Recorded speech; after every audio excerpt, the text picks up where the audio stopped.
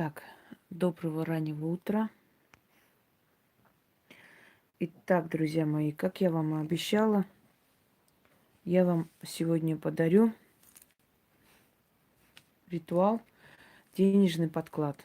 Хотя он не только для денег, вообще для удачи и успеха в жизни, но все же так назовем, так как бы сразу понятно, о чем речь. Для того, чтобы иметь представление, что такое подклад, для чего он делается и так далее, откройте мой ролик, мою лекцию. Там называется «Подклад», виды подкладов и так далее. И я там сказала, что на самом деле, вопреки убеждению, что подклады это только для плохого дела, бывают подклады и для хорошего дела.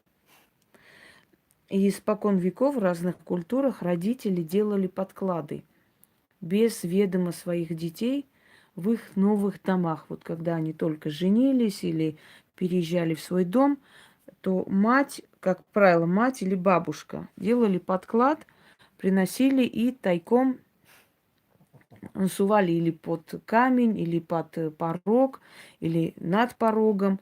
И вот этот подклад, пока он там находился, он тянул удачу.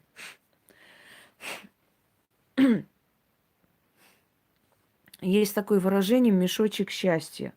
Это тоже я вам подарю. Кстати, вот давайте отмечу у себя, чтобы это тоже как-нибудь в ближайшее время вам подарить.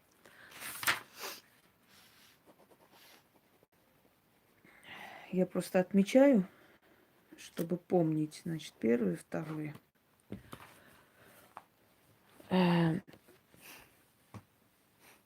Существуют разные виды таких подкладов. Разные ингредиенты, разные атрибуты. Это все идет, вот то, что я вам сегодня подарю, это из армянской традиции. Потому что это более мне близко, или то есть я знаю примерно, что там делается. И на основе этих знаний я вам дарю этот ритуал. Значит, послушайте меня. Это имеет право делать мать, бабушка, более никто. То есть женщины рода, взрослые, старшие женщины. Неважно, мать с какой стороны. Мать сына, мать дочери. Или бабушка сына и дочери. Следующий момент. Вы можете для своей семьи такое делать. Это уже может делать и мужчина, и женщина, и взрослый, и младший в семье и так далее. Но есть одно условие. Кроме вас про этот подклад никто знать не должен. Если они нашли этот подклад или случайно увидели, он теряет свою силу. Вам придется переделывать, потому что больше он работать не будет. Кроме одного человека в семье никто про это знать не должен. Даже видеть не должен, как вы это делаете. Если вы начитываете на себя, для своей семьи, вы, естественно, говорите «мы». Если вы начитываете для семьи вашего ребенка, естественно, говорите «ваше». Как это делается? Ночью делаете этот подклад, начитываете, берете этот мешочек, прячете. Следующий день, в течение 3 дней вы должны пойти к ним домой под предлогом и каким-то образом туда это все засунуть. Если это частный дом, вы можете за домом где-нибудь его закрыть, но так, чтобы мешочек не попал в такое влажное место, чтобы не было там дождя, грязи, чтобы мыши там не загрызли и так далее. Он должен в целостности и сохранности быть. Его нельзя ни в какой целлофановый пакет обернуть ни во что. Он должен быть свободный, чтобы работать. Это привязывает духов, которых вы призываете в жизнь ваших детей. То есть это призыв духов удачи и привязать их к этому мешку, чтобы они вот с этим мешком пришли в дом ваших детей и всю жизнь тянули в их жизнь богатство и достойную жизнь. Я хочу вам сказать, что люди, которые это делали, этому ритуалу больше, наверное, 15 лет. Люди, которые это делали, до сих пор удивляются все соседи, родственники, друзья, враги тому, как у этих людей, этих молодых, все ладное пошло и пошло. Во-первых, они получили хорошую работу. Потом на этой работе за короткое время, 2-3 года, получили должность начальников. Один из них работает вот этой газконторы, значит, директор. Она в спортивной школе стала директором. Причем молодые годы, еще 30 лет не было их, они вот эти должности получили. Построили огромный дом, ведут свой бизнес, магазин открыли, потом она еще что-то там открывала. В общем, квартиру купили в Волгограде, помимо своего дома. И живут просто на зависть врагам до сих пор вместе, уже сколько лет прошло. Дети есть, 2 детей, очень нормально живут. Так вот, вот это подклад, как раз, который сделала их мать тайком. Причем она сказала, я дверь закрыла, муж, говорит, вламывается, что ты там делаешь, я его ругаю, выгоняю. И вот она до утра как-нибудь это сделала, отнесла и положила под кирпич. И до сих пор у них все прекрасно и хорошо. Хотя они считают, что это их заслуга. Но это не страшно. Пускай считают, как хотят. Главное, чтобы вы знали, что у ваших детей все хорошо. Дорогие друзья, такой подклад делается только для женатых детей. То есть пока они одни, этого делать не стоит. Лучше сделайте для своей семьи тогда, в своем доме. Это делается для семьи, для женатых детей. Красный мешок. 3 монеты. Разные, можно одинаковые, не имеет никакого значения. Обычно 2 или пятак лучше взять. Ну, можно и десятки, в принципе. Здесь главное, чтобы были просто монеты. Значит, 3 монеты берете. Серебряное кольцо. Не обязательно, чтобы дорогое. Главное, чтобы было серебряное. Значит, серебряное кольцо. Точно так же золотое кольцо. Можете такое маленькое колечко купить для этого случая. Это обязательно должно быть серебро, золото, деньги, мак. Здесь немножко перемешано, это для начинки. У меня тот мак обычно закончился, но это не имеет значения. Я просто вам показываю мак. И берете, пишете деньга, золото, серебро, имена мужа и жены, только мужа и жены, чей дом. И внизу Адунадус, один из имен Бога в древние времена. Это имя шумерское, оттуда взято. Вот так вот пишете, берете таким образом, значит,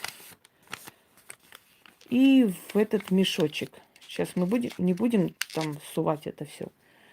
Мешок кладете. Потом мак, да. Мак сыпите туда. Если высыпется что-нибудь, это не страшно.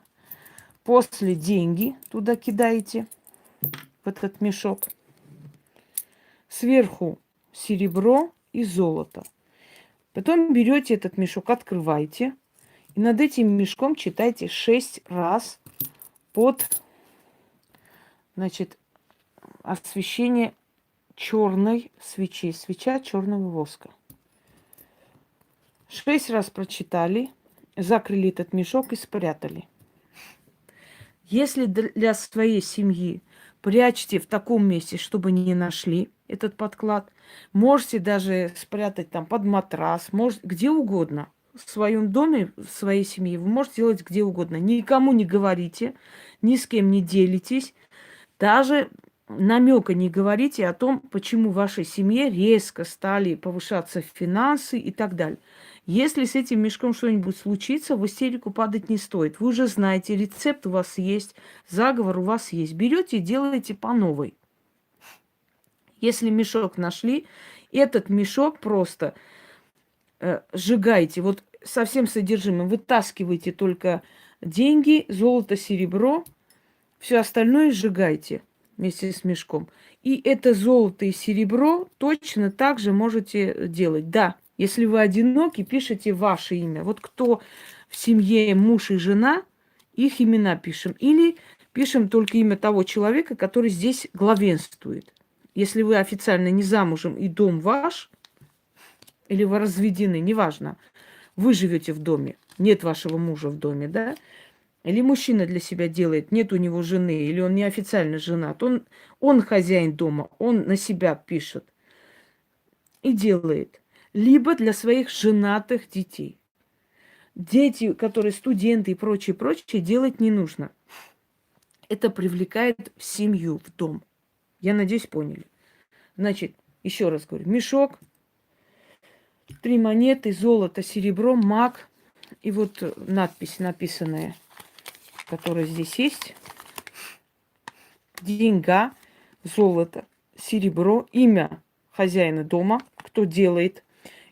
Вы муж и жена, ваши имена. Вы одна, ваше имя. Мужчина делает один, живет, свое имя. Или свое имя, имя жены. Внизу Адонадус, имя Бога в шумерской культуре, ну, то есть один из самых древних вариантов имени Верховного Божества. Не того, кто христианский Бог. Вот это вот, значит, так вот завернули. Туда маг, потом деньги, серебро, золото. Неважно, в какой очередности, это не столь играет роль. И черная восковая свеча. Черная свеча. Такой свечи не берите. Сработает, но не так. Делайте, как сказано, если вы хотите хороший результат. Нужно ли обновлять? Если вы почувствуете, что как бы уменьшается вот это вот, иногда на всю жизнь он идет и идет. Вы знаете, вы не надейтесь, что вы это сделали, и все вот в вашей жизни сейчас посыпется. Но смотря насколько ваша энергия сильна. Если вы к чему-то стремитесь, и у вас сильная энергия, вы еще и дополняете это и так далее, то, конечно, на всю жизнь вам хватит. Вы будете жить в достатке. По крайней мере, нуждаться не будете. Если есть люди, у которых больше стремлений или более сильная связь с деньгами, они, конечно, разбогатеют. Смотря как. Но делая такой подклад своим детям, вы можете быть спокойны. У них разорения не будет. У них разорения не будет. У них будет приумножаться. Если они умные дети и будут работать, у них больше будет. Если они глупые дети и будут пить, гулять, по крайней мере, с голоду не помрут. Я надеюсь, поняли. Оно все равно будет поддерживать их на плаву. Это будет. А насколько он даст, это зависит от человека, от его усердия, от его работы, от его стремления. Понимаете меня? Но то, что он поддержит и даст самое необходимое хотя бы самым ленивым людям, это да. Читать нужно 6 раз. Никакого откупа никуда носить не надо. Откупом будет вот эта вот энергия от удачи, вот эти внезапные вот такие вот порывы энергии, которые идут от человека, у которого постоянно удачливые полоса или удачливые моменты. Желательно это не делать в субботу и воскресенье. Нет, никаких гражданских браков не существует. Гражданского брака вообще не существует. Люди либо муж и жена законно, либо любовники. И если вы одна живете, неважно, если у вас мужчина есть, вы одна. Пока он на вас официально не женился, вы одна. Вы хозяйка дома. Все, делайте на себя. Начали. Маг в мешке, сверху деньга, золото да серебро. Маг не сосчитать, так и денег в этом доме, чтобы не сосчитать. 4 угла сия хоромина. Благословлена будь. Дом полная чаша, да будет сытым житие наше или ваше, если вы делаете для них ваше. Житие ваше. Пол, стены, потолок. Денег вам полный мешок. Враги ваши в дураках, а вы при деньгах. Маг не сосчитать, и денег ваших да не сосчитать. Пока в мешке деньга, сила денег в доме вашем поселится. Серебро врагов изгонит. Золото защитит ваш достаток. Жизнь в совете да в любви. Вселенная вас сбереги. Приумножь ваше добро. Благослови вас, боги. Добро, меха, шелка, злато, серебро. Пусть судьба столько вам подарит, чтобы некуда было класть. Сундуки ваши полны обновы, столы всегда богаты едой, всюду удача, всюду веселье. Да поселится счастье в вашем доме. Именем богов и сил мироздания благословляю вас на богатство, на счастливую долю. Как золото, серебро и монеты в мешке, так мешок при вас, враги в дураках, а вы при деньгах. В царских закромах. Мешочек лежи в темноте, в тайне и тени в их дом, что я просила. Этой хате волей богов счастливая доля. И подклад я подарила, а вселенная вас с этого часу счастьем и удачей одарила. Да навеки благословила. Истинно так, заклинаю. Там, где вы делаете для своих детей, ваше. Там, где вы делаете для себя, наше. Я надеюсь, поняли. Если сильно спешите, останавливайте и переписывайте. Если нет, подождите. Немного Яна отдохнет. Я сама попросила сейчас ничего не делать. Пускай она немножко придет в себя. У нее и так было очень много, скажем так, работ. Если переезжаете, если вы не живете в собственном доме, ничего страшного в этом нет. Оно будет тянуть в ваш дом. Забирайте этот подклад, просто еще раз, 6 раз начитывайте на уже готовый подклад. И точно так же уже в новом доме спрячьте. И никогда не верьте людям, которые говорят, что если вы живете там, вы снимаете квартиру и так далее, значит, у вас в жизни не будет неудачи, ничего, и ничего не сработает, и домовой там не с вами. Дорогие друзья, есть миллиардеры, которым удобно жить, знаете, снимать квартиру. Вот им так удобнее. Они в одном городе снимут, там поживут, потому что, когда ты снимаешь, ты не несешь ответственности. У них есть недвижимость, у них все нормально, но они снимают, им так удобнее. И почему же у них есть достаток? Это не от этого зависит.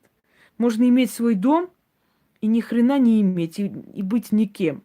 А можно полжизни снимать. Многие известные люди снимали полжизни, знаете, отсюда туда переезжали со своей техникой, а теперь они богатейшие люди, известные там на весь мир, артисты и певцы и так далее.